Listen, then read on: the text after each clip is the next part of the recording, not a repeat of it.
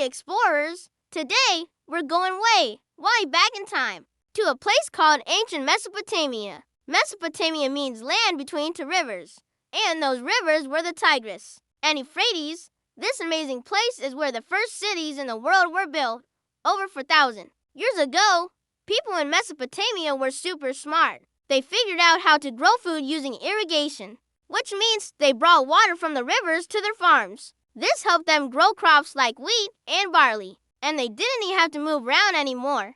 That's how villages turned into cities. And these cities, like and Uruk, became some of the biggest cities in the ancient world. And guess what? They invented writing. It was called cuneiform.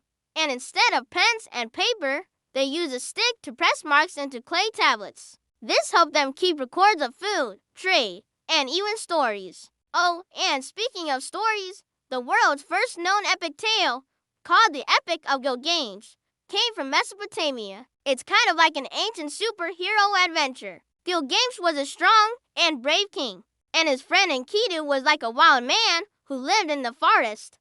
Together they went on quests, fought monsters, and learned important lessons. Well, Mesopotamians also had laws.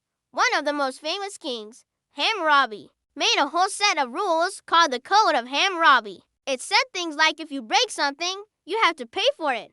That's not very fair, but it was important for keeping people safe and making sure everyone followed the rules. They built huge temples called ziggurats too, giant stuff-shaped buildings where they prayed to their gods. The biggest one was for a god named Marduk. He was the patron deity of their biggest city, Babylon. So the next time you go to school, write a sentence or follow a rule. Just remember, people in ancient Mesopotamia were doing those things thousands of years ago. Pretty cool, right?